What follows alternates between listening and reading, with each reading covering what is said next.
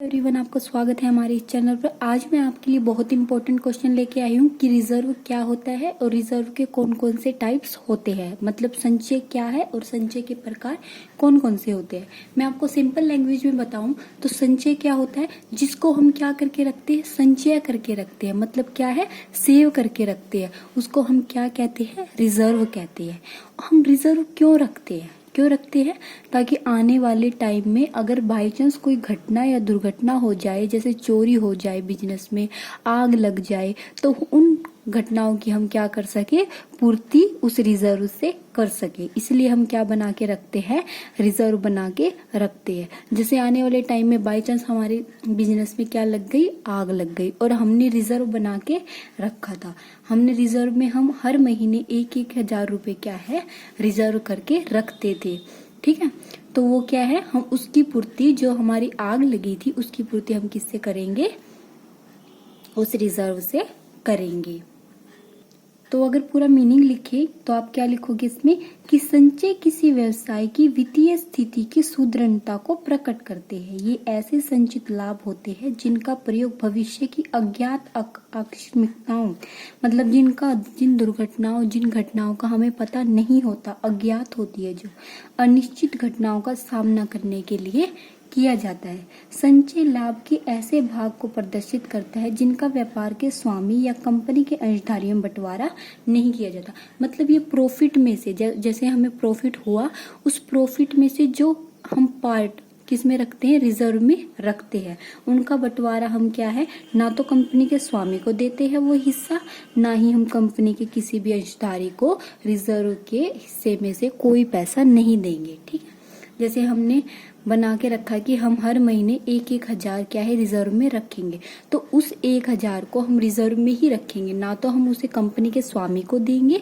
और ना ही कंपनी के अंशधारियों को देंगे। ठीक है, तो उसके बाद इसकी डेफिनेशन की बात करें तो डेफिनेशन में आपको क्या लिखना है, विलियम पिकलस के अनुसार संचय से अभिप्राय ऐसी राशि से जो लाभ एवं अन्य अधिक्यों में से निकालकर, जैसे हमें एक्स्ट्रा प्रॉफिट हो गया, ठीक है, हर महीने एक्स्ट्रा प्रॉफिट हो रहा है, 6 महीने में, 2 महीने में, कभी भी अगर हमें एक्स्ट्रा प्रॉफिट हो रहा है, उसमें से हम क्या करते हैं, कुछ हिस्सा निकाल कर अलग रख देते हैं, और जिसका उद्देश्य स्थिति विवरण के देन किसी ज्ञात दायित्व के मूल्य में कमी के लिए व्यवस्था करनी नहीं है। तो क्या बताया गया डेफिनेशन में, कि जब हमें एक्स्ट्रा प्रॉफिट होता है या सरप्लस प्रॉफिट होता है, जब उसमें से हम कुछ पार्ट निकाल कर सेव कर लेते हैं, तो उसे ही हम क्या कहते हैं, रिजर्व कहते हैं। उसके बाद इसके टाइप्स भी है आगे, टाइप्स ऑफ रिजर्व। सबसे पहले आता है रिवेन्यू रिजर्व। अगर आपको हिंदी में मीनिंग याद हो तो हिंदी में आप लिख सकते हो, अगर इंग्लिश में मीनिंग याद हो तो इंग्लिश में लिख सकते हो। पहला है रिवेन्यू रिजर्व। कोटलर के अनुसार बोला गया है कि रिवेन्यू रिजर्व क्या होता है। आयगत संचय का अर्थ किसी व्यवसाय के शुद्ध मूल्य अथवा कुल देयता के उस हिस्से से है, उस पृथक अंश से है जो संचित हुई आय से संबंधित है, जिसे स्वामियों द्वारा निकाला जा सकता है। इन संचयों का निर्माण उस समय किया जाता है जब एक व्यवसाय की दिन प्रतिदिन की क्रियाओं के फलस्वरूप आय अर्जित की जाती है। इसका प्रयोग भविष्य के अज्ञात संकटों में से निपटने के लिए या व्यवसाय के विस्तार के लिए किया जाता है। अतः यह आंतरिक वित्त का एक महत्वपूर्ण स्रोत है। ठीक है, मतलब ये प्रॉफिट का वो हिस्सा होता है, मतलब उस बिजनेस में से जो दिन प्रतिदिन क्या करते हैं, अपने कार्य करते हैं, और उस कार्य से उन्हें दिन प्रतिदिन क्या होती है, आय प्राप्त होती है। जैसे कोई दुकानदार है, मतलब बड़ी दुकान वाला है, उसका दिन प्रतिदिन की जो भी क्रियाएं होती है, उस क्रियाओं से उसे क्या है, कोई ना कोई प्रॉफिट अवश्य ही होगा। उस प्रॉफिट में से जो वो अपना हिस्सा निकाल कर रखता है, जो आय में से, जो उसको आय हुई है, उस आय में से वो जो हिस्सा निकाल कर रखता है, उसे ही हम क्या कहते हैं, रिवेन्यू रिजर्व कहते हैं। आय में से जो हिस्सा उसने निकाल कर रखा उसे क्या कहते हैं, रिवेन्यू रिजर्व कहते हैं। रिवेन्यू रिजर्व क्या है, आयगत या लाभगत संचय दो प्रकार के होते हैं। रिवेन्यू रिजर्व जो होता है हमारा दो प्रकार का होता है, एक होता है जनरल रिजर्व और एक होता है कैपिटल रिजर्व। पहले हम बात करेंगे जनरल रिजर्व। जनरल रिजर्व क्या होते हैं, सामान्य संचय वे संचय होते हैं जो अर्जित लाभों में से बनाए जाते हैं। इसे सामान्य संचय इसलिए कहा जाता है क्योंकि ये भविष्य की अनिश्चितताओं एवं संकटों का सामना करने के लिए बनाए जाते हैं। अतः इन्हें स्वतंत्र संचय कहा जाता है और आकस्मिक संचय भी कहा जाता है। इसके अतिरिक्त सामान्य संचय निम्न उद्देश्यों के लिए बनाए जाते हैं। मतलब इसका कोई एक पर्पज नहीं होता कि सिर्फ ये इसके लिए ही बनाए गए। हम इसे किसी भी घटना या दुर्घटना होने पर यूज कर सकते हैं।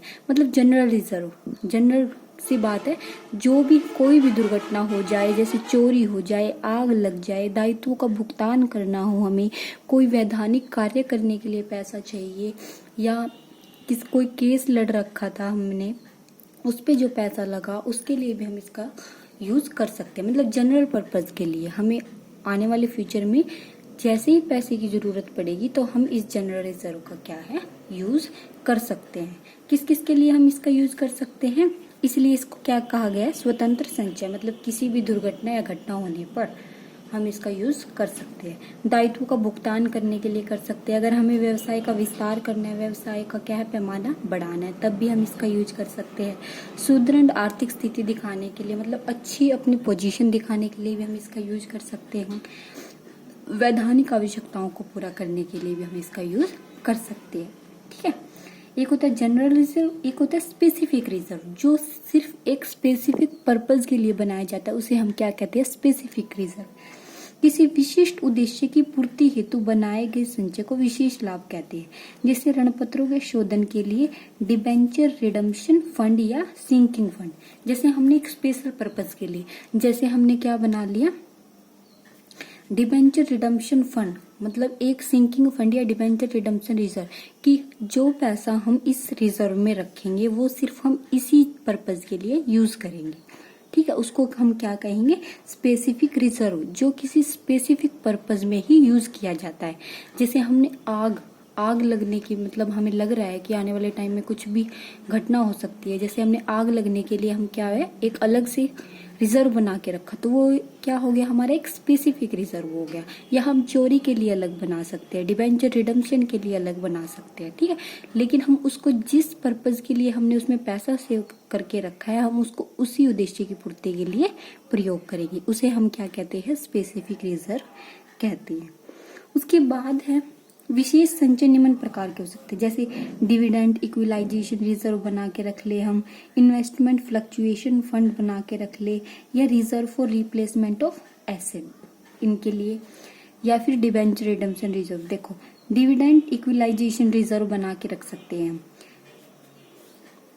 लाभांश वितरण की दर प्रतिवर्ष समान रखने के लिए व्यवसाय में जिस वर्ष अधिक लाभ होते हैं उस वर्ष लाभ का एक हिस्सा इस संचय में हस्तांतरित कर दिया जाता है, तथा इस संचय का प्रयोग उस समय किया जाता है जिस वर्ष व्यवसाय का लाभ कम हो।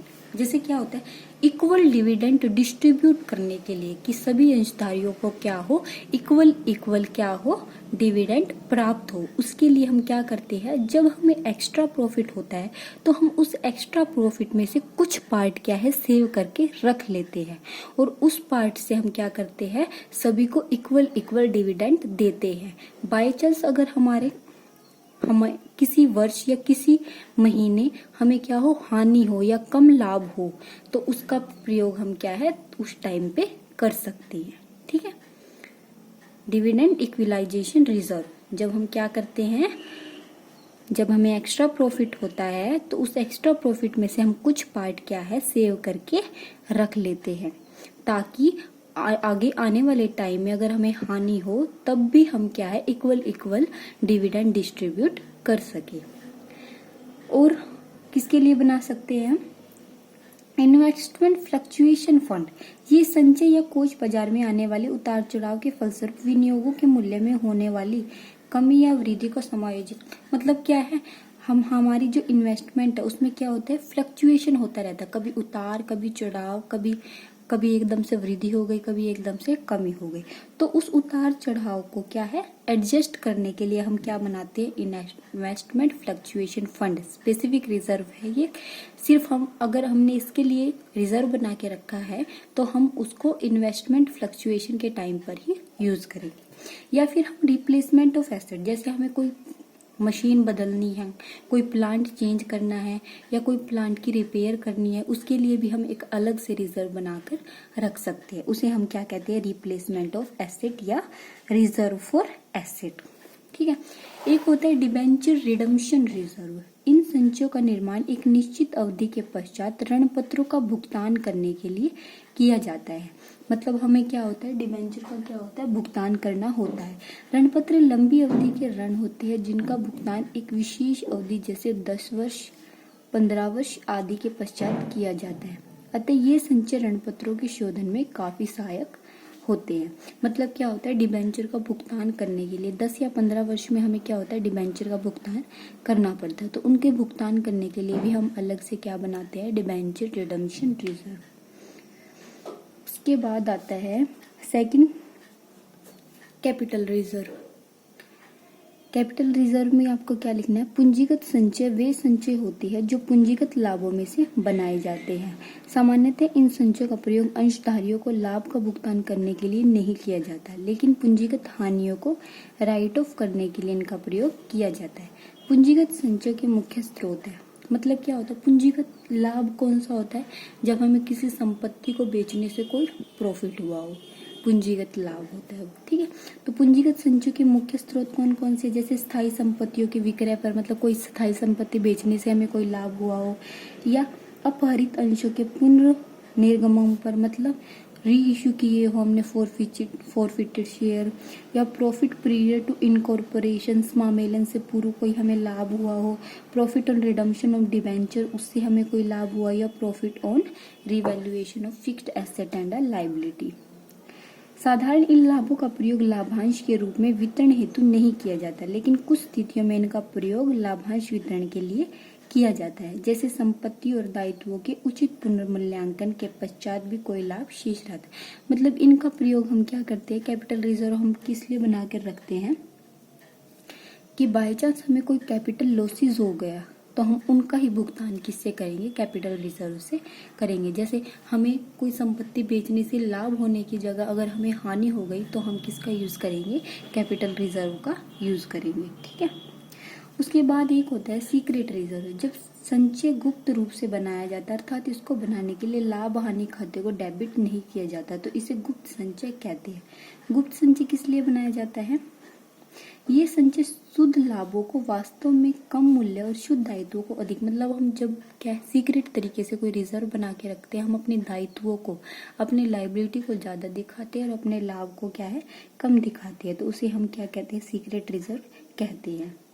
इन संचयों को बनाने की कई विधि हो जाती है, जैसे कंटीजेंट लाइबिलिटी को हम एक्चुअल लाइबिलिटी दिखा देते हैं, एक्चुअल एसेट को कंटीजेंट एसेट दिखा देते हैं, डेप्रिसिएशन की ज्यादा दर दिखा देते हैं, रिवेन्यू रिसिप्ट को दिखा देते हैं। मतलब क्या होता है, सब बातें हम झूठ तरीके से दिखाते हैं, तो उसे हम क्या कहते हैं, सीक्रेट रिजर्व कहते हैं। तो मैं आपको इसका डायग्राम दिखाती हूँ। तो आपको डायग्राम कैसे बनाना है, तो आपको इसका डायग्राम कैसे बनाना है, टाइप्स ऑफ रिजर्व का, कि टाइप्स ऑफ रिजर्व 3 तरह के होते हैं। एक होता है रिवेन्यू रिजर्व, एक होता है सीक्रेट रिजर्व, एक होता है कैपिटल रिजर्व। रिवेन्यू रिजर्व के अंदर ये 2 रिजर्व होते हैं, एक जनरल रिजर्व होता है, एक स्पेसिफिक रिजर्व होता है। स्पेसिफिक रिजर्व के अंदर मैंने आपको बताया था जो किसी स्पेसिफिक पर्पज के लिए बनाया जाए, जैसे dividend equalisation reserve, investment fluctuation fund, या रिप्लेसमेंट ऑफ एसेट। उसके बाद सीक्रेट रिजर्व और कैपिटल रिजर्व। ये डायग्राम आपको एज इट इज बनाना है। अगर वीडियो पसंद आए तो वीडियो को लाइक, चैनल को सब्सक्राइब कीजिएगा। आपको मेरे चैनल पर कॉमर्स से रिलेटेड हर इंपॉर्टेंट टॉपिक की वीडियो मिलेगी। अगर आप चाहते हैं कॉमर्स से रिलेटेड कोई टॉपिक समझना तो वो भी आप मुझे कमेंट बॉक्स में कमेंट कर सकते हैं। Thank you for watching my video.